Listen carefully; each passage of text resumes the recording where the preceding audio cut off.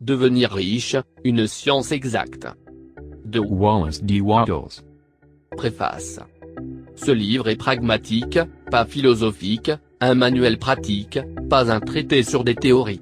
Il est fait pour les hommes et les femmes dont la nécessité la plus pressante est l'argent, qui souhaitent devenir riches d'abord et philosopher après. Il est pour ceux qui n'ont, jusqu'ici, trouvé ni le temps, ni les moyens, ni l'occasion d'entrer profondément dans l'étude de la métaphysique, mais qui veulent les résultats et qui sont disposés à prendre les conclusions de la science comme base pour l'action, sans entrer dans tous les processus par lesquels ces conclusions ont été tirées. On s'attend à ce que le lecteur prenne les affirmations fondamentales pour acquises, juste comme il le ferait pour les affirmations au sujet d'une loi sur l'électricité si elles étaient promulguées par un Marconi ou un Edison, et, acceptant ces affirmations comme acquises, prouvera leur réalité par leur application sans crainte ou hésitation. Chaque homme ou femme qui fait ceci deviendra certainement riche, car la science ci-dessus appliquée est une science exacte et l'échec est impossible. Pour le bénéfice, cependant, de ceux qui souhaitent étudier les théories philosophiques et fixer ainsi une base logique pour ces affirmations, je citerai ici certaines autorités. La théorie monothéiste de l'univers, la théorie qu'un est tout et que tout est un. Que cette unique substance se manifeste elle-même comme semblant être dans beaucoup d'éléments du monde matériel, et d'origine hindoue, et avait graduellement gagné la pensée du monde occidental pendant 200 années. C'est la base de toutes les philosophies orientales, et de celles de Descartes, de Spinoza, de Leibniz, de Schopenhauer et de Hegel et de Merson. Il est conseillé aux lecteurs qui désireraient en creuser les bases philosophiques de lire Hegel et Merson. En écrivant ce livre j'ai sacrifié toutes autres considérations pour l'efficacité et la simplicité du style, de sorte que tous puissent comprendre. Le plan d'action établi ici a été déduit des conclusions de la philosophie, il a été complètement testé, et soutient le test suprême de la mise en pratique, il fonctionne. Si vous souhaitez savoir quelles conclusions en ont été tirées, lisez les écrits des auteurs mentionnés ci-dessus et si vous souhaitez récolter les fruits de leur philosophie dans la pratique réelle, lisez ce livre et faites exactement ce qu'il vous indique de faire. L'auteur. Wallace D. Wattles. Chapitre 1, le droit d'être riche. Quoi qu'il puisse être dit pour faire l'éloge de la pauvreté, les faits prouvent qu'il n'est pas possible de vivre une vie vraiment complète ou réussie à moins d'être riche. Aucun homme ne peut s'élever à la plus grande dimension possible du développement de son talent ou de son âme à moins qu'il n'ait abondance d'argent, car pour développer son âme et son talent il doit pouvoir jouir de l'usage de beaucoup de choses, et il ne peut pas avoir ces choses à moins qu'il n'ait l'argent nécessaire pour les acheter. Un homme se développe en esprit, en âme, et corporellement en se servant des choses et la société est ainsi organisée que l'homme doit avoir de l'argent afin de devenir propriétaire de ces choses. Donc, la base de tout avancement pour l'homme doit être la science pour devenir riche.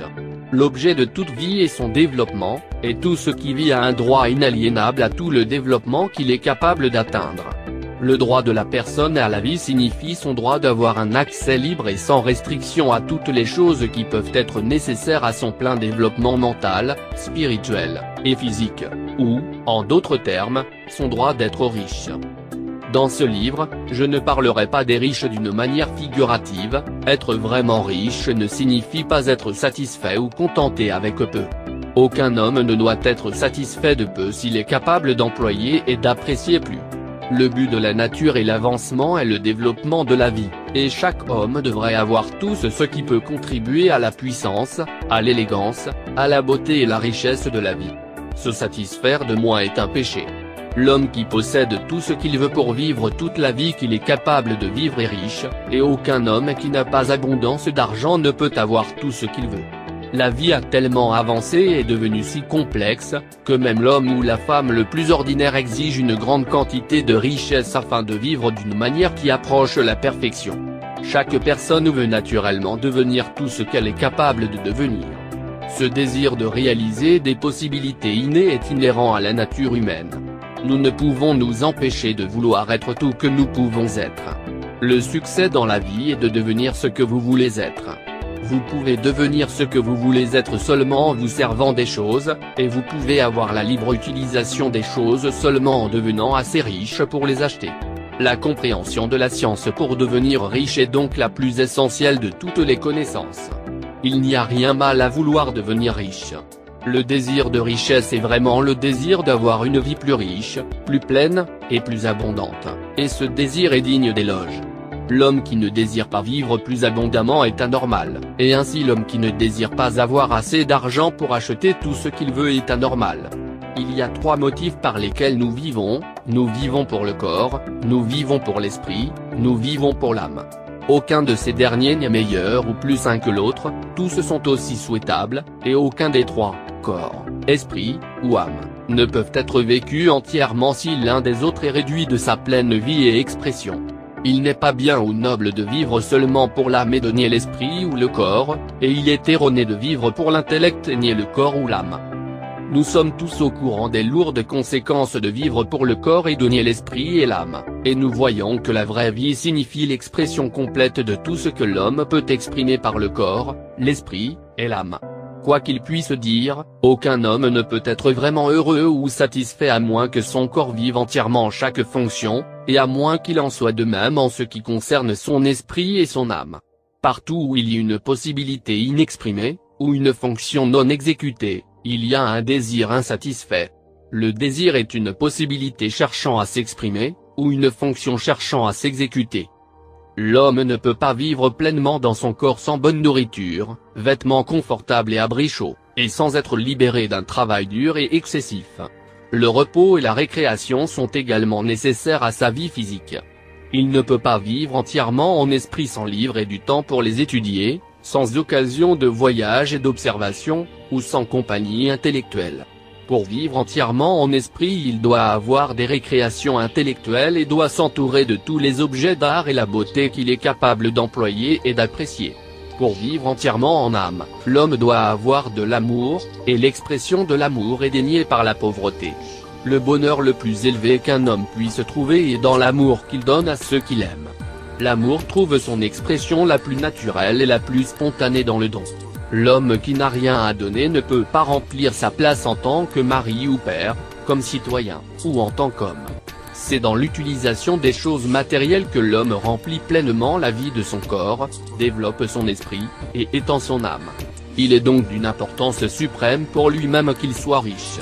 Il est parfaitement normal que vous désiriez être riche, si vous êtes un homme ou une femme normale vous ne pouvez vous en empêcher.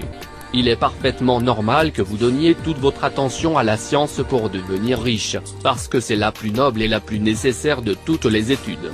Si vous négligez cette étude, vous abandonnez votre devoir envers vous-même, Dieu et l'humanité, car vous ne pouvez rendre à Dieu et à l'humanité un plus grand service que de tirer le meilleur de vous-même.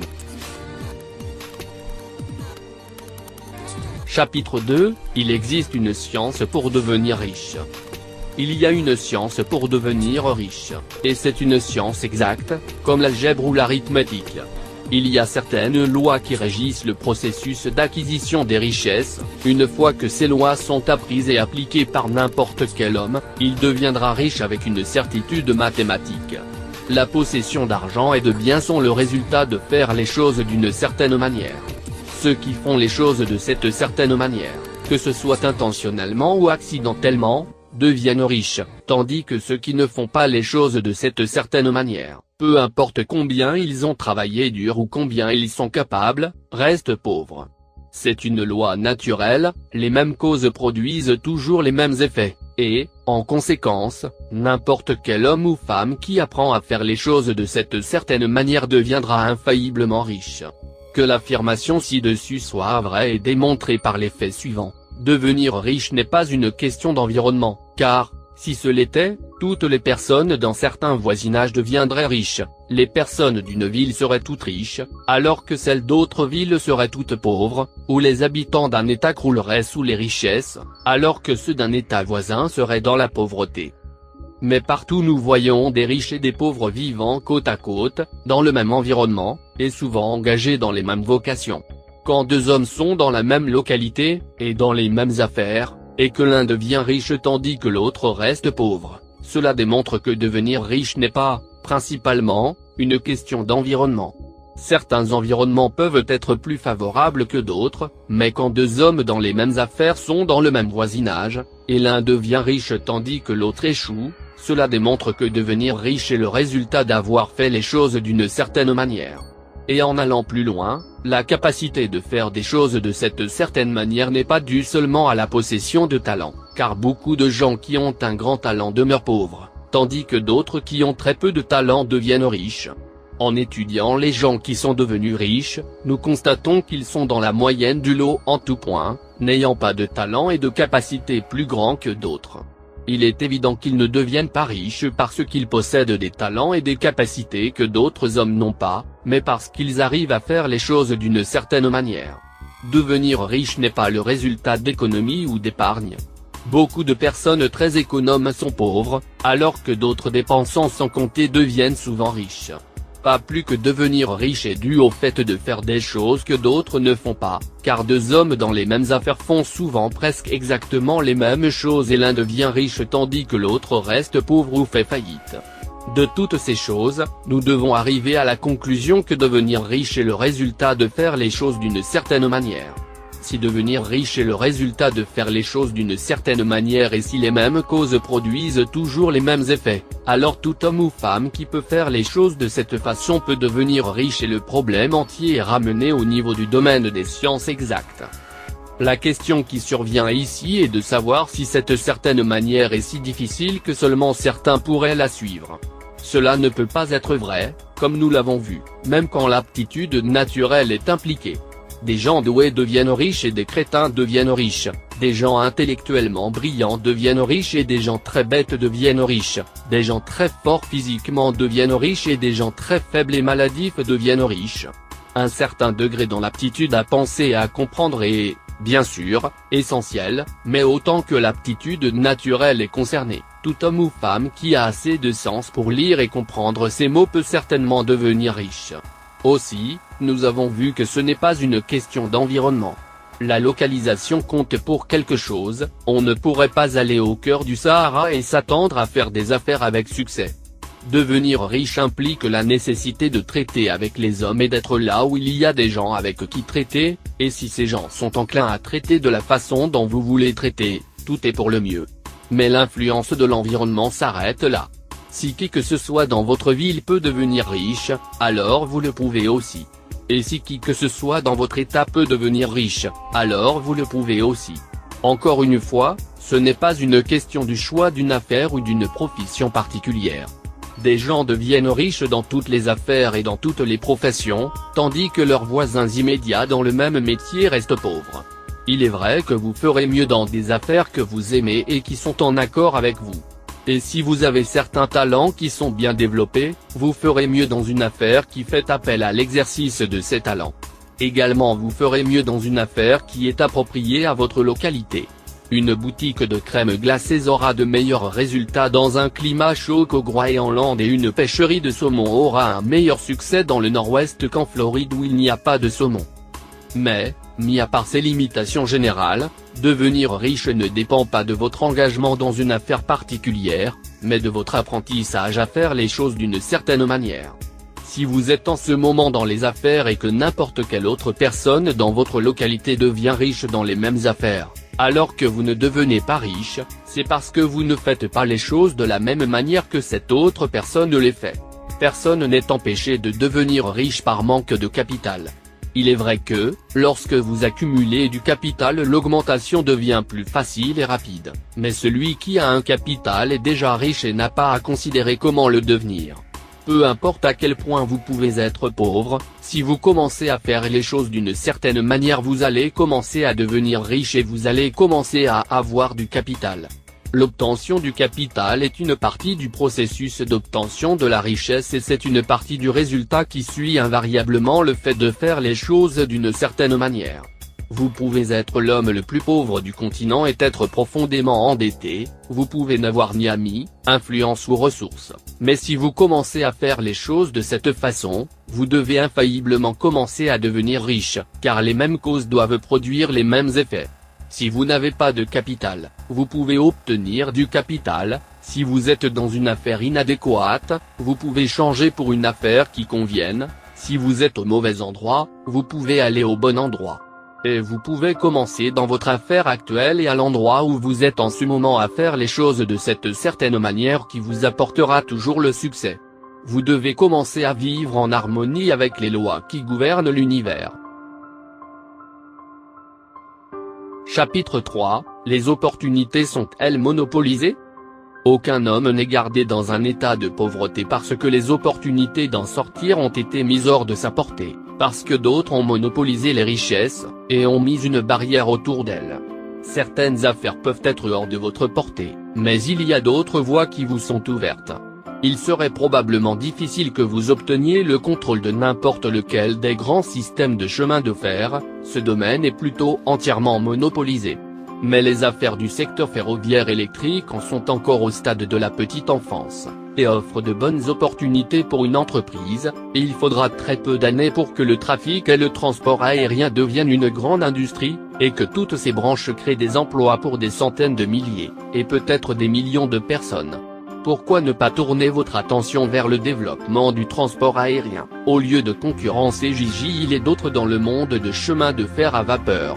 Il est tout à fait vrai que si vous êtes un ouvrier employé par un trust dans l'industrie de l'acier, vous avez très peu de chances de devenir le propriétaire de l'usine pour laquelle vous travaillez, mais il est également vrai que si vous commencez à agir d'une certaine manière, vous puissiez bientôt quitter votre emploi dans l'acierie. Vous pouvez acheter une ferme de 10 à 40 acres, et vous engager dans les affaires comme producteur de produits alimentaires. Il y a de grandes occasions en ce moment pour les hommes qui vivront sur de petites parcelles de terre et qui les cultiveront de façon intensive, de tels hommes deviendront certainement riches. Vous pouvez dire qu'il vous est impossible d'acquérir des terres, mais je vais vous prouver que ce n'est pas impossible, et que vous pouvez certainement obtenir une ferme si vous travaillez d'une certaine manière. À des périodes différentes, la marée d'opportunités se déplace dans des directions différentes, selon les besoins globaux et les étapes particulières de l'évolution sociale qui ont été atteintes. Actuellement, en Amérique, elle se déplace vers l'agriculture, les industries et les professions qui s'y rapportent. Aujourd'hui, l'opportunité se présente à l'ouvrier qui travaille à la chaîne à l'usine. Elle est ouverte à l'homme d'affaires qui fournit le fermier plus qu'à celui qui fait travailler l'ouvrier à l'usine, et au professionnel qui commerce avec le fermier plus qu'à celui qui fait travailler la classe ouvrière. Il y a abondance d'occasions pour l'homme qui suivra la marée, au lieu de nager à contre-courant. Ainsi les ouvriers d'usine, en tant qu'individus ou en tant que classe, ne sont pas privés d'occasions. Les ouvriers ne sont pas réduits par leur maître, ils ne sont pas enchaînés sur place par la combinaison des trusts et du capital. En tant que classe, ils en sont là où ils sont parce qu'ils ne font pas les choses d'une certaine manière. Si les ouvriers américains choisissaient de faire ainsi, ils pourraient suivre l'exemple de leurs frères en Belgique et dans d'autres pays, et établir de grands magasins et des industries coopératives. Ils pourraient élire des hommes de leur propre classe pour agir et passer des lois favorisant le développement de telles industries coopératives, et en quelques années ils pourraient prendre possession d'une bonne part du paysage industriel. La classe ouvrière pourra devenir la classe dirigeante dès qu'elle commencera à faire les choses d'une certaine manière. La loi de la richesse est la même pour elle que pour tous les autres. Ceci elle devrait l'apprendre, et elle restera là où elle est aussi longtemps qu'elle continuera à faire les choses comme elle le fait. L'ouvrière individuelle, cependant, n'est pas enchaîné par l'ignorance ou la pauvreté mentale de sa classe, il peut suivre la marée des opportunités vers les richesses, et ce livre lui indiquera comment. Personne n'est maintenu dans la pauvreté par un manque de richesse, il y a plus qu'assez pour tous. Un palais aussi grand que le Capitole à Washington pourrait être construit pour chaque famille sur Terre avec les matériaux de construction extraits des seuls États-Unis, et sous la culture intensive, ce pays produirait assez de laine, de coton, de toile, et de soie pour vêtir plus finement chaque personne dans le monde que Salomon l'a été dans toute sa gloire, en même temps qu'assez de nourriture pour les alimenter tous luxueusement. La matière première visible est pratiquement inépuisable, et la matière première invisible est vraiment inépuisable. Tout ce que vous voyez sur Terre est fait à partir d'une substance unique, de laquelle proviennent toutes les choses. Constamment de nouvelles formes sont créées, et les plus anciennes se dissolvent, mais toutes sont des formes assumées par une chose. Il n'y a aucune limite à l'approvisionnement en substance sans forme, ou substance originale. L'univers est fait de celle-ci, mais tout n'a pas été employé dans la fabrication de l'univers. Les espaces sous, dans, et entre les formes de l'univers visible sont imprégnés et remplis de substances originales, de substances informes, de la matière première de toute chose. 10 000 fois autant que ce qui a été fait pourrait encore être fait, et même encore après nous ne devrions pas avoir épuisé l'approvisionnement en matière première universelle. Aucun homme, donc, n'est pauvre parce que la nature est pauvre, ou parce qu'il n'y a pas assez autour de lui. La nature est un entrepôt inépuisable de richesses, l'approvisionnement ne sera jamais à court. La substance originale est vivante, avec de l'énergie créatrice, et produit constamment plus de formes. Quand l'approvisionnement en matériaux de construction sera épuisé, il en sera produit de nouveau. Quand le sol sera épuisé de sorte que la nourriture et les matériaux pour l'habillement ne se développeront plus, il sera renouvelé ou plus de sol sera créé. Quand tout l'or et l'argent auront été extraits de la terre, si l'homme est toujours dans une étape du développement social tel qu'il a besoin d'or et d'argent, davantage d'or et d'argent seront alors produits à partir de l'informe. La substance informe répond aux besoins de l'homme, elle ne le laissera pas sans bonne chose. Ceci est vrai pour l'homme pris collectivement. La race dans son ensemble est toujours abondamment riche, et si les individus sont pauvres, c'est parce qu'ils ne suivent pas cette certaine manière de faire les choses qui rend l'homme, pris individuellement, riche. La substance informe est intelligente, c'est une substance qui pense. Elle est vivante, et est toujours poussée vers plus de vie. C'est l'impulsion naturelle et inhérente à la vie de chercher à vivre davantage, c'est dans la nature de l'intelligence de vouloir grandir, et dans celle de la conscience de chercher à étendre ses frontières et à trouver une plus grande expression. L'univers des formes a été fait par la substance informe vivante, se donnant forme elle-même afin de s'exprimer plus pleinement. L'univers est une grande présence vivante, toujours se déplaçant vers plus de vie et un fonctionnement plus complet. La nature est formée pour l'avancement de la vie, le motif qui la pousse est l'augmentation de la vie. Pour cette cause, tout ce qui peut probablement faire avancer la vie est généreusement fourni. Il ne peut y avoir de manque à moins que Dieu ne se contredise et entache de nullité ses propres travaux. Vous n'êtes pas maintenu dans la pauvreté par manque de richesse, c'est un fait que je démontrerai un peu plus loin par le fait même que les ressources d'approvisionnement informes sont aux ordres de l'homme ou la femme qui agira et pensera d'une certaine manière. Chapitre 4, le premier principe de la science pour devenir riche. La pensée est la seule puissance qui peut produire les richesses réelles à partir de la substance informe. La substance dont toutes les choses sont faites est une substance qui pense, et une pensée de forme dans cette substance produit la forme. La substance originale se déplace selon ses pensées, chaque forme et processus que vous voyez dans la nature est l'expression visible d'une pensée dans la substance originale. Quand la substance informe pense à une forme, elle prend cette forme. Quand elle pense à un mouvement, elle fait ce mouvement. C'est de cette manière que toutes les choses ont été créées. Nous vivons dans un monde pensé, qui fait partie d'un univers pensé. La pensée d'un univers mobile s'est développée dans toute la substance informe, et la substance pensante se déplaçant selon cette pensée, a pris la forme de systèmes de planètes, et maintient cette forme. La substance pensante prend la forme de ses pensées et se déplace selon ses pensées. Maintenant l'idée d'un système entourant des soleils et des mondes, elle prend la forme de ses corps et les déplace comme elle l'a pensé. Pensant la forme d'un chêne, arbre à la croissance lente, elle se déplace en conséquence et produit l'arbre, bien que des siècles puissent être nécessaires pour effectuer le travail. En créant, l'informe semble se déplacer selon les lignes du mouvement qu'il a établi. La pensée d'un chêne ne cause pas la formation instantanée d'un arbre adulte, mais commence le mouvement des forces qui produiront l'arbre, le long des lignes de croissance établies. Chaque pensée de forme, maintenue dans la substance pensante, cause la création de la forme, mais toujours, ou du moins généralement, le long des lignes de la croissance et d'action déjà établies. La pensée d'une maison d'un certain style, si elle était impressionnée dans la substance informe, ne pourrait pas causer la formation instantanée de la maison, mais elle causerait le réveil des énergies créatrices fonctionnant déjà sur le marché et dans le commerce par des canaux tels qu'il en résulterait la construction rapide de la maison. Et s'il n'y avait aucun canal existant par lequel l'énergie créatrice pourrait fonctionner, alors la maison serait formée directement à partir de la substance principale, sans attendre les lents processus du monde organique et inorganique. Aucune pensée de forme ne peut être imprimée dans la substance originelle sans causer la création de cette forme. L'homme est un centre de pensée et peut engendrer sa pensée. Toutes les formes que l'homme façonne avec ses mains doivent d'abord exister dans sa pensée, il ne peut pas former une chose tant qu'il n'a pensé cette chose.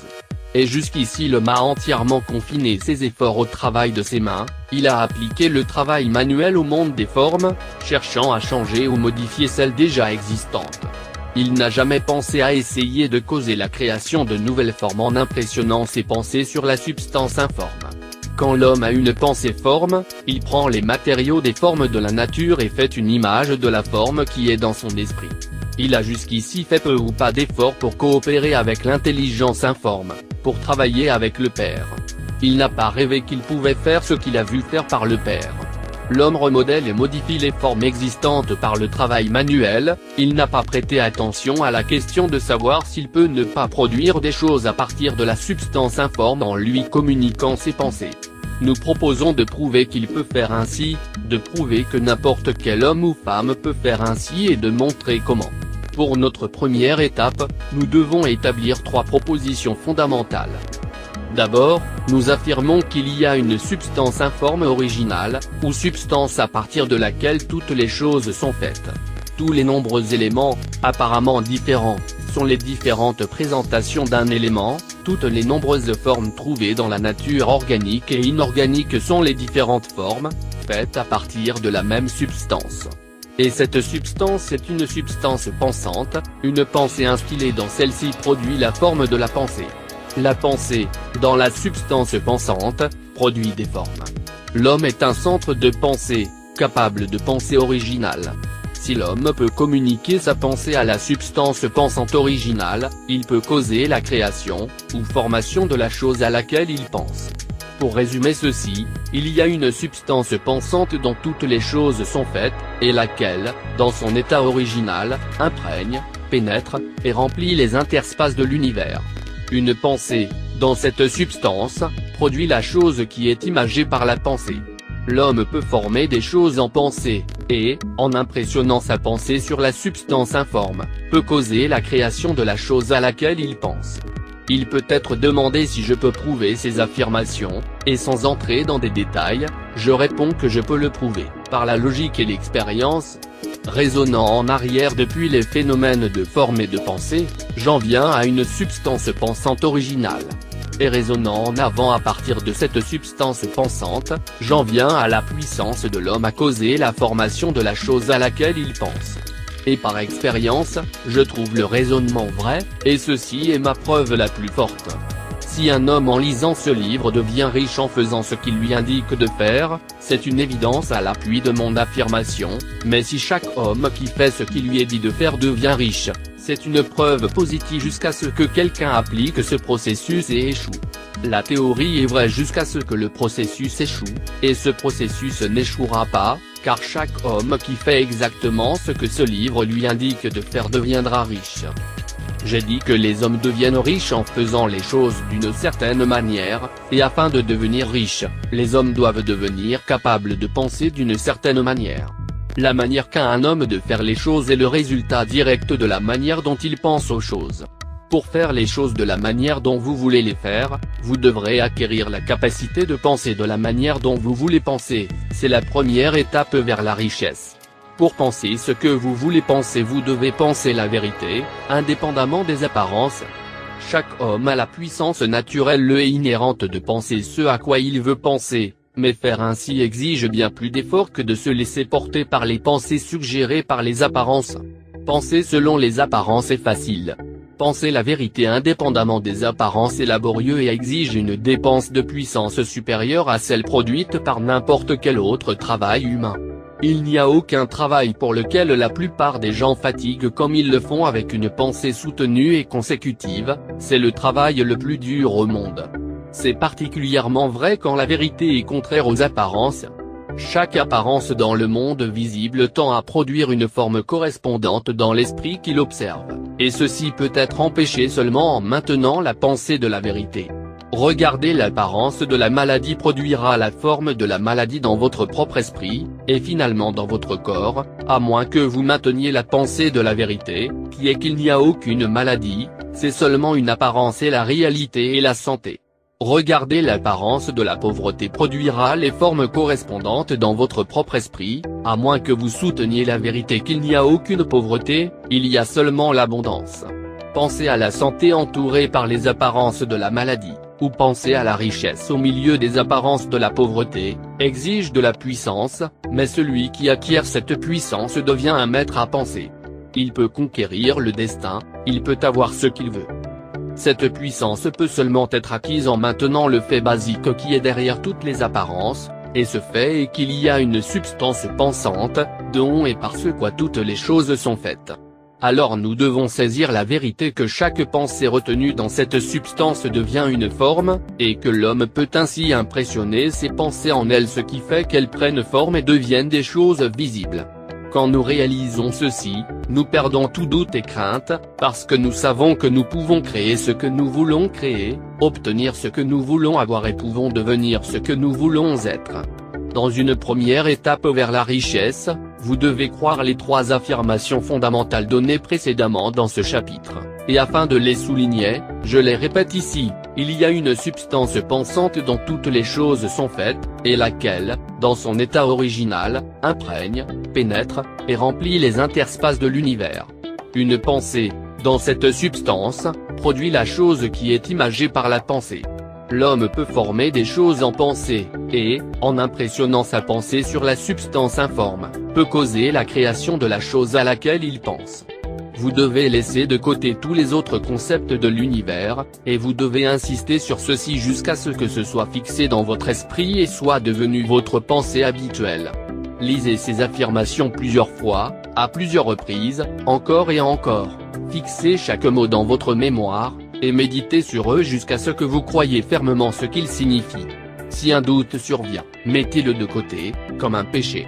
N'écoutez pas des arguments contre cette idée, n'allez pas à l'église ou dans les conférences où un concept contraire est enseigné ou prêché.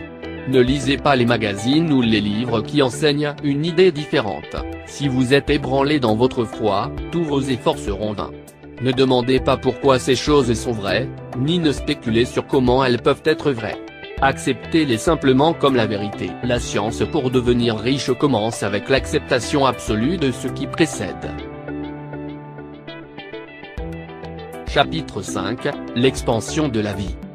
Vous devez vous débarrasser du dernier vestige de la vieille idée qu'il y a une déité qui désire que vous soyez pauvre, ou dont les objectifs peuvent être atteints en vous maintenant dans la pauvreté. La substance intelligente qui est tout, et en tout, et qui vit en tout et vit en vous, est une substance vivante consciente. Étant une substance vivante consciente, elle doit avoir la nature et le désir inhérent de chaque intelligence vivante pour l'expansion de la vie.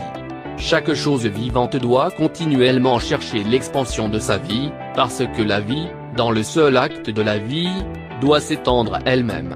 Une graine, lâchée dans le sol, entre en activité, et dans l'acte de la vie produit 100 graines supplémentaires. La vie, par le fait même de son existence, se multiplie elle-même. Elle devient plus pour toujours. Elle doit faire ainsi pour continuer à exister. L'intelligence est régie par cette même nécessité d'une augmentation continue. Chaque pensée que nous avons nous amène à réfléchir à une autre pensée, la conscience augmentant continuellement. Chaque fait que nous apprenons nous amène à l'étude d'un autre fait, la connaissance augmentant continuellement. Chaque talent que nous cultivons apporte à l'esprit le désir de cultiver un autre talent. Nous sommes sujets à l'urgence de la vie, cherchant le moyen d'expression, qui nous conduit toujours à en savoir plus, à en faire plus, et à être plus. Afin de savoir plus, de faire plus, et d'être plus nous devons avoir plus, nous devons avoir des choses à employer, parce que nous apprenons, et faisons, et devenons, seulement en employant des choses. Nous devons devenir riches, de sorte que nous puissions vivre davantage. Le désir de richesse est simplement la capacité pour une vie plus grande à chercher sa réalisation, chaque désir est l'effort d'une possibilité inexprimée d'aboutir à l'action. C'est la puissance cherchant à se manifester qui cause le désir. Ce qui vous fait vouloir plus d'argent est identique à ce qui fait pousser une plante, c'est la vie, cherchant une expression plus complète. La substance vivante doit être sujette à cette loi inhérente de toute la vie, elle est imprégnée du désir de vivre davantage, c'est pourquoi elle est sous la nécessité de créer des choses. La substance vivante désire vivre davantage en vous, par conséquent elle veut que vous ayez toutes les choses que vous pouvez employer. C'est le désir de Dieu que vous deveniez riche. Il veut que vous deveniez riche parce qu'il peut s'exprimer mieux à travers vous si vous avez une abondance de choses à employer pour qu'il s'exprime. Il peut vivre davantage en vous si vous pouvez commander les moyens illimités de la vie. L'univers désire que vous ayez tout ce que vous désirez avoir. La nature est amicale à vos plans. Tout est naturellement pour vous. Mettez-vous en tête que tout ceci est vrai. Il est essentiel, cependant, que votre but soit en harmonie avec le but qui est en tout. Vous devez vouloir la vraie vie, non le seul plaisir de la satisfaction sensuelle. La vie est l'exécution de la fonction, et l'individu vit vraiment seulement quand il exécute chaque fonction, physique, mentale, et spirituelle, dont il est capable, sans aucun excès. Vous ne voulez pas devenir riche afin de vivre dans la luxure, pour la gratification des désirs bestiaux. Ce n'est pas la vie. Mais l'exécution de chaque fonction physique est une partie de la vie et personne ne vit complètement en refusant aux impulsions du corps une expression normale et saine. Vous ne voulez pas devenir riche seulement pour apprécier des plaisirs mentaux, pour obtenir la connaissance, pour gratifier l'ambition, pour dépasser les autres, pour être célèbre. Tout ceci sont des parties légitimes de la vie, mais l'homme qui vit pour les seuls plaisirs de l'intellect aura seulement une vie partielle et il ne sera jamais satisfait de son sort. Vous ne voulez pas devenir riche seulement pour le bien des autres, pour vous perdre dans le salut de l'humanité, pour éprouver les joies de la philanthropie et du sacrifice. Les joies de l'âme sont seulement une partie de la vie, et elles ne sont pas meilleures ou plus nobles que n'importe quelle autre partie. Vous voulez devenir riche pour que vous puissiez manger, boire et être joyeux quand il est temps de faire ces choses, pour que vous puissiez vous entourer de belles choses, voir les terres éloignées, nourrir votre esprit et développer votre intellect, pour que vous puissiez aimer les hommes et faire de bonnes choses et puissiez contribuer pour une bonne part à aider le monde à trouver la vérité. Mais rappelez-vous que l'altruisme extrême n'est pas meilleur et pas plus noble qu'un égoïsme extrême, tous les deux sont des erreurs. Débarrassez-vous de l'idée que Dieu veut que vous vous sacrifiez pour d'autres et que vous pouvez obtenir ses faveurs en faisant ainsi. Dieu ne demande rien de la sorte. Ce qu'il veut est que vous utilisiez le meilleur de vous-même, pour vous-même et pour les autres, et vous pouvez aider davantage les autres en tirant le meilleur de vous-même que de n'importe quelle autre manière. Vous pouvez tirer le meilleur de vous-même seulement en devenant riche. Ainsi il est juste et précieux que vous mettiez votre première et meilleure pensée au travail pour devenir riche. Rappelez-vous, cependant, que le désir de la substance est pour tous, et ses mouvements doivent être pour plus de vie pour tous, elle ne peut pas être mise en action pour moins de vie pour chacun, parce qu'elle est également dans tout, cherchant richesse et vie. La substance intelligente fera des choses pour vous, mais elle ne prendra pas des choses à quelqu'un d'autre pour vous les donner. Vous devez vous débarrasser de la pensée de concurrence. Vous êtes ici pour créer et non pas pour concurrencer ce qui a déjà été créé. Vous n'avez pas à prendre quoi que ce soit à quelqu'un d'autre. Vous n'avez pas à marchander de façon inégale. Vous n'avez pas à tricher ou à avoir le dessus. Vous n'avez pas à convoiter la propriété des autres ou à la regarder avec des yeux envieux. Aucun homme n'a quelque chose que vous ne pouvez avoir vous-même, et ceci sans avoir à prendre ce qui est à lui. Vous devez devenir un créateur, non pas un concurrent. Vous allez obtenir ce que vous voulez, mais de telle manière que quand vous l'obtenez chacun des autres hommes est plus qu'il n'a maintenant. Je me rends compte qu'il y a des hommes qui obtiennent d'énormes sommes d'argent en procédant en opposition directe aux affirmations du paragraphe ci-dessus et je peux ajouter un mot d'explication ici. Les hommes du type plutocrate, qui deviennent très riches, le deviennent parfois purement par leur capacité extraordinaire sur le plan de la concurrence, et parfois ils s'en rapportent inconsciemment à la substance dans ses grands buts et mouvements pour l'expansion générale de la race par l'évolution industrielle. Rockefeller, Carnegie, Morgan et d'autres, ont été les agents inconscients du suprême pour réaliser le travail nécessaire afin de systématiser et d'organiser la production industrielle, et à la fin, leur travail contribuera immensément à l'amélioration de la vie pour tous. Mais leur temps est presque révolu. Ils ont organisé la production, et seront bientôt remplacés par les agents de la multitude, qui organiseront le mécanisme de la distribution. Les multimillionnaires sont comme les monstrueux reptiles des ères préhistoriques. Ils jouent un rôle nécessaire dans le processus évolutionnaire, mais la même puissance qui les a mis au monde se débarrassera d'eux. Et il est bon de garder à l'esprit qu'ils n'ont jamais été vraiment riches. La mémoire des vies individuelles de la majeure partie de cette classe de gens prouvera qu'ils ont vraiment été les plus vils et misérables des pauvres. Les richesses acquises sur le plan concurrentiel ne sont jamais satisfaisantes et permanentes, elles sont vôtres aujourd'hui et à une autre personne demain.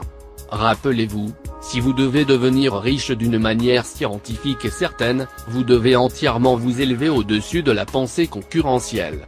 Vous ne devez jamais penser ne serait-ce qu'un instant que l'approvisionnement est limité. Juste au moment où vous commencez à penser que tout l'argent est marqué et contrôlé par les banquiers et les autres, et que vous devez agir vous-même pour obtenir que des lois soient passées pour arrêter ce processus et ainsi de suite, dès ce moment vous retombez dans l'esprit concurrentiel et votre puissance à créer s'est envolée à l'instant. Et ce qui est pire, vous arrêterez probablement les mouvements créateurs que vous avez déjà instaurés. Sachez qu'il y a d'innombrables millions de dollars en valeur d'or dans les montagnes de la Terre, pas encore ramenés à la lumière. Et sachez que s'il n'y en avait pas, la substance pensante en créerait plus pour assurer vos besoins. Sachez que l'argent dont vous avez besoin viendra, même s'il est nécessaire que 1000 hommes soient envoyés demain à la découverte de nouvelles mines d'or. Ne regardez jamais l'approvisionnement visible, regardez toujours les richesses sans limite de la substance informe, et sachez qu'elles viennent à vous aussi rapidement que vous pouvez les recevoir et les employer. Personne, en s'appropriant l'approvisionnement visible, ne peut vous empêcher d'obtenir ce qui est à vous. Ne vous permettez jamais de penser, ne serait-ce qu'un instant, que tous les meilleurs emplacements pour construire seront pris avant que vous ne soyez prêt à construire votre maison, à moins que vous ne vous dépêchiez. Ne vous inquiétez jamais des trusts et des cartels, et ne devenez pas anxieux par crainte qu'ils deviendront bientôt les propriétaires de la terre entière. Ne soyez jamais effrayé de perdre ce que vous voulez parce qu'une autre personne vous battra sur la ligne d'arrivée. Cela ne peut probablement pas se produire. Vous ne cherchez rien dont quelqu'un d'autre soit le possesseur, vous concrétisez ce que vous voulez qui soit créé en utilisant la substance informe, et l'approvisionnement est alors sans limite. Adhérez aux affirmations suivantes, il y a une substance pensante dont toutes les choses sont faites, et laquelle, dans son état original, imprègne, pénètre, et remplit les interspaces de l'univers. Une pensée, dans cette substance, produit la chose qui est imagée par la pensée. L'homme peut former des choses en pensée, et en impressionnant sa pensée sur la substance informe, peut causer la création de la chose à laquelle il pense. Chapitre 6, comment les richesses viennent à vous. Quand je dis que vous ne devez pas conduire des négociations pointues, je ne veux pas dire que vous ne devez conduire aucune négociation du tout, ou que vous êtes au-dessus de la nécessité de devoir négocier avec vos frères humains. Je veux dire que vous n'aurez pas besoin de négocier avec eux de manière injuste, vous ne devez pas obtenir quelque chose pour rien, mais pouvez donner à chaque homme plus que vous ne prenez de lui. Vous ne pouvez pas donner à chaque homme plus que le prix du marché que vous lui faites payer, mais vous pouvez lui donner davantage en valeur d'usage que le prix de ce que vous lui vendez.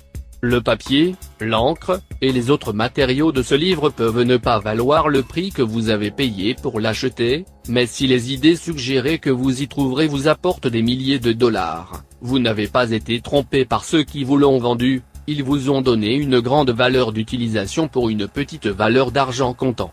Supposons que je possède un tableau d'un des grands artistes, ce qui, dans n'importe quel pays développé, vaut des milliers de dollars. Je l'emmène à la baie de Baffin et j'incite un Esquimau à le troquer pour un lot de fourrure d'une valeur de 500 dollars.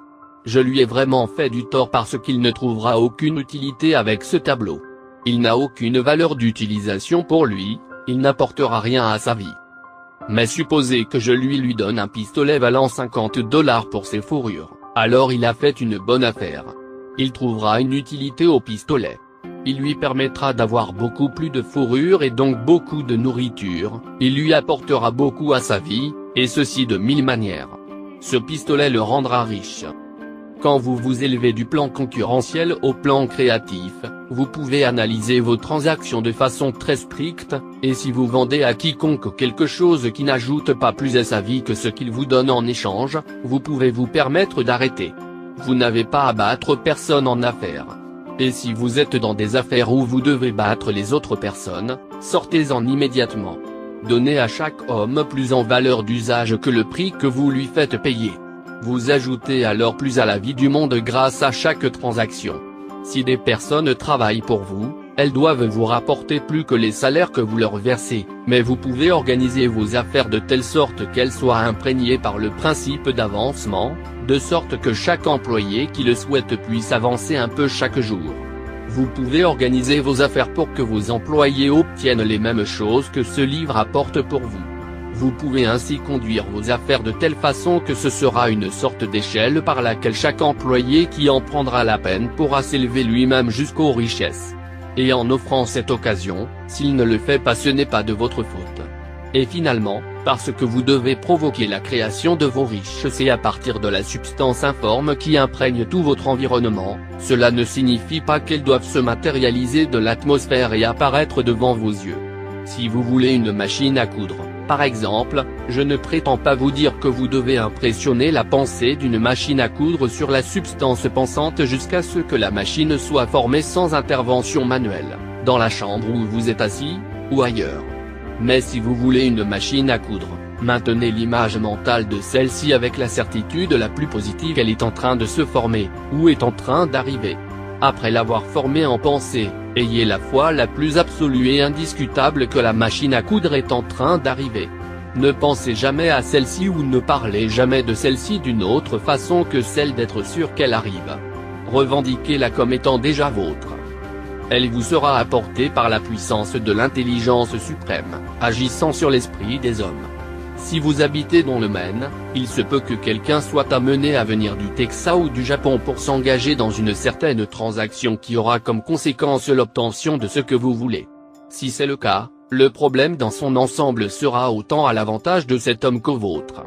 N'oubliez pas un seul instant que la substance pensante est partout, en tout, communiquant avec tous, et pouvant tout influencer. Le désir de la substance pensante pour une vie plus pleine et une meilleure vie a causé la création de toutes les machines à coudre déjà faites, et peut causer la création de millions d'autres et le fera, toutes les fois que les hommes la mettent en mouvement par le désir et la foi et en agissant de cette certaine manière. Vous pouvez certainement avoir une machine à coudre dans votre maison, et il est certain que vous pouvez avoir une ou plusieurs autres choses que vous voulez et que vous emploierez pour l'avancement de votre propre vie et celle des autres. Vous ne devez pas hésiter à demander largement. C'est le plaisir de notre Père de vous donner le royaume, a dit Jésus. La substance originale veut vivre tout ce qui est possible en vous et veut que vous ayez tout ce que vous pouvez ou pourrez employer pour vivre une vie plus abondante. Si vous fixez dans votre conscience le fait que votre désir pour la possession de richesses fait un avec le désir de la puissance suprême pour une expression plus complète, votre foi devient invincible. Un jour j'ai vu un petit garçon assis devant un piano, en essayant en vain de faire jaillir une harmonie du clavier, et j'ai vu qu'il était affligé et piqué au vif par son incapacité à jouer de la musique. Je lui ai demandé la cause de sa vexation, et il répondit, « Je peux sentir la musique en moi, mais je ne peux la faire jaillir avec mes mains. » La musique en lui était le désir urgent de la substance originale, contenant toutes les possibilités de toute vie, tout ce qu'il y avait ici, c'était la musique qui cherchait à s'exprimer à travers l'enfant. Dieu, la substance unique, essaye de vivre et de faire et d'apprécier les choses à travers l'humanité. Il dit « Je veux des mains pour construire des structures merveilleuses, pour jouer des harmonies divines, pour peindre des tableaux glorieux. Je veux des pieds pour diriger mes errances, des yeux pour voir mes beautés, des langues pour dire des vérités puissantes et pour chanter des chansons merveilleuses, et ainsi de suite. Toutes les possibilités cherchent à s'exprimer à travers les hommes. Dieu veut que ceux qui peuvent jouer de la musique aient des pianos et tous les autres instruments et aient les moyens de cultiver leur talent jusqu'au plus haut degré. Il veut que ceux qui peuvent apprécier la beauté puissent être entourés de belles choses. Il veut que ceux qui peuvent discerner la vérité aient toutes les occasions de voyager et d'observer. Il veut que ceux qui peuvent apprécier les vêtements soient admirablement vêtus, et ceux qui peuvent apprécier la bonne nourriture soient luxueusement nourris. Il veut toutes ces choses parce qu'il les apprécie lui-même. C'est Dieu qui veut jouer et chanter et apprécier la beauté et proclamer la vérité et porter des vêtements fins, et manger de bonne nourriture. C'est Dieu qui travaille en vous à faire et à vouloir, a dit l'apôtre Paul. Le désir que vous ressentez pour les richesses est l'infini cherchant à s'exprimer à travers vous comme il a cherché à s'exprimer dans le petit garçon au piano. Ainsi vous ne devez pas hésiter à demander largement. Votre travail est de vous concentrer et d'exprimer votre désir à Dieu. C'est un point difficile avec la plupart des gens, ils retiennent quelque chose de la vieille idée que la pauvreté et le dévouement sont agréables à Dieu. Ils considèrent la pauvreté comme faisant partie du plan, une nécessité de la nature.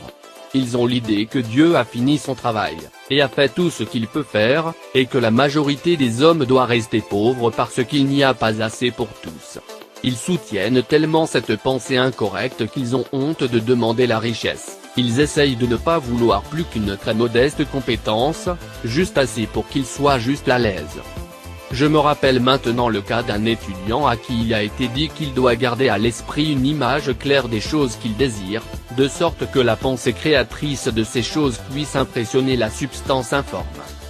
C'était un homme très pauvre, vivant dans une maison louée et ayant seulement ce qu'il gagnait au quotidien, et il ne pouvait pas saisir le fait que toute la richesse était sienne. Ainsi, après avoir fait le tour de la question, il décida qu'il pouvait raisonnablement demander un nouveau revêtement pour le plancher de sa plus belle pièce, et un fourneau à charbon pour chauffer la maison par temps froid.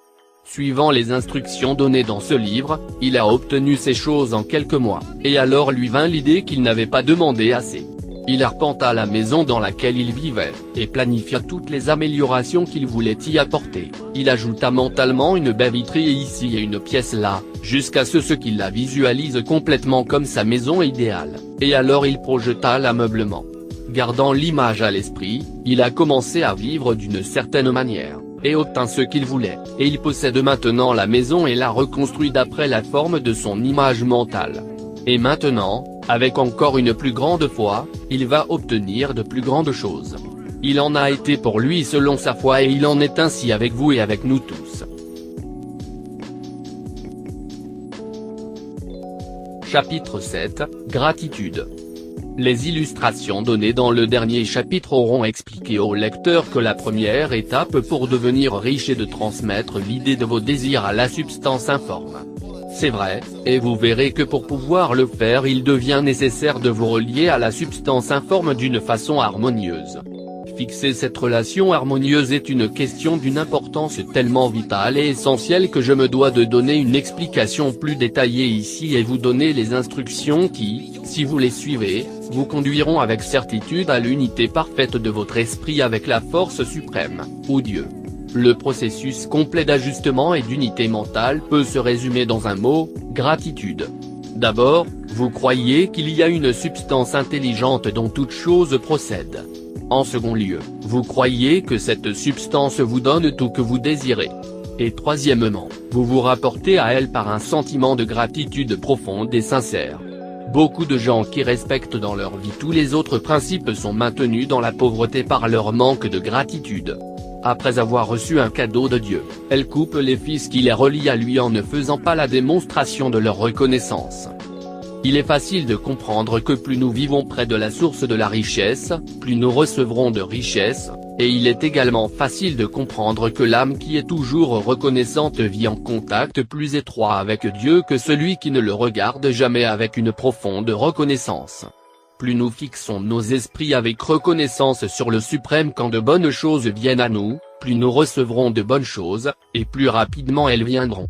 Et la raison en est simplement que l'attitude mentale de la gratitude rapproche l'esprit en un contact plus étroit avec la source par laquelle les bénédictions arrivent. Si c'est une nouveauté pour vous de penser que la gratitude introduit votre esprit entier dans une harmonie plus étroite avec les énergies créatrices de l'univers, considérez-la bien et vous verrez que c'est vrai. Les bonnes choses que vous avez déjà sont arrivées chez vous suivant la ligne de l'obéissance à certaines lois. La gratitude mènera votre esprit le long des voies par lesquelles les choses arrivent, et elle vous maintiendra en harmonie étroite avec la pensée créatrice et vous empêchera de tomber dans la pensée concurrentielle. Seule la gratitude vous fait continuer à regarder vers le tout, et vous empêche de tomber dans l'erreur de penser que l'approvisionnement est limité, ce qui serait fatal à vos espoirs. Il y a une loi de la gratitude, et il est absolument nécessaire que vous observiez la loi si vous voulez obtenir les résultats que vous recherchez. La loi de la gratitude est le principe naturel que l'action et la réaction sont toujours égaux, et dans des directions opposées. La reconnaissance débordante de votre esprit dans l'éloge reconnaissant au suprême est une libération ou une dépense de force. Elle ne peut pas manquer d'atteindre ce vers quoi elle est adressée, et la réaction est un mouvement instantané vers vous. Étendez la nuit sur Dieu, et il étendra la nuit sur vous. Ceci est une affirmation d'une vérité psychologique. Et si votre gratitude est forte et constante, la réaction dans la substance informe sera forte et continue, le mouvement des choses que vous voulez hier a toujours vers vous. Notez l'attitude reconnaissante que Jésus a prise, comment il semble toujours dire « Je te remercie, Père, de m'avoir écouté ». Vous ne pouvez pas exercer beaucoup de puissance sans gratitude, car c'est la gratitude qui vous garde relié à la puissance. Mais la valeur de la gratitude ne consiste pas seulement à obtenir pour vous plus de bénédictions à l'avenir. Sans gratitude vous ne pouvez pas longtemps vous prémunir des pensées insatisfaisantes concernant la vision des choses telles qu'elles sont. À l'instant où vous permettez à votre esprit de se concentrer avec mécontentement sur les choses telles qu'elles sont, vous commencez à perdre pied. Vous fixez votre attention sur le commun, l'ordinaire, le pauvre, le sordide et le misérable, et votre esprit prend la forme de ces choses. Alors vous transmettrez ces formes ou images mentales à l'informe, et le commun, le pauvre, le sordide et le misérable viendront à vous. Permettre à votre esprit d'insister sur l'inférieur vous rend inférieur et vous entoure de choses inférieures. D'un autre côté, fixer votre attention sur le meilleur vous entoure du meilleur, et vous fait devenir meilleur. La puissance créatrice en nous, nous rend à l'image de ce sur quoi nous portons notre attention. Nous sommes une substance pensante, et la substance pensante prend toujours la forme de ce à quoi elle pense. L'esprit reconnaissant est constamment fixé sur le meilleur. Donc il tend à devenir le meilleur. Il prend la forme ou le caractère du meilleur, et recevra le meilleur. En outre, la foi est née de la gratitude. L'esprit reconnaissant s'attend continuellement à de bonnes choses, et l'espérance devient foi. La réaction de la gratitude sur son propre esprit produit la foi, et chaque vague sortante de gratitude reconnaissante augmente la foi. Celui qui n'a aucun sentiment de gratitude ne peut pas longtemps maintenir une foi vivante, et sans foi vivante vous ne pouvez pas devenir riche par la méthode créatrice, comme nous le verrons dans les chapitres suivants. Il est nécessaire, donc, de cultiver l'habitude d'être reconnaissant pour chaque bonne chose qui vient à vous et de remercier continuellement. Et parce que toutes les choses ont contribué à votre avancement, vous devriez inclure toutes les choses dans votre gratitude. Ne perdez pas de temps en pensant ou en parlant des imperfections ou des mauvaises actions des plutocrates ou des magnats des gros trusts. Leur organisation du monde a créé vos opportunités, tout ce que vous obtenez vient vraiment à vous grâce à eux. Ne ragez pas contre les politiciens corrompus, si les politiciens n'étaient pas là nous tomberions dans l'anarchie, et vos opportunités seraient considérablement réduites. Dieu a travaillé longtemps et très patiemment pour nous amener là où nous sommes dans l'industrie et le gouvernement, et il continue son œuvre. Il n'y a pas le moindre doute qu'il éliminera les plutocrates, les magnats des trusts, les capitaines de l'industrie, et les politiciens dès qu'ils pourront être mis à l'écart, mais en attendant, reconnaissez qu'ils sont tous très bons. Rappelez-vous que chacun d'eux aide à arranger les lignes de transmission selon lesquelles vos richesses viendront à vous et soyez reconnaissant envers eux. Ceci vous mettra en relation harmonieuse avec le bon dans chaque chose, et le bon dans chaque chose ira dans votre direction.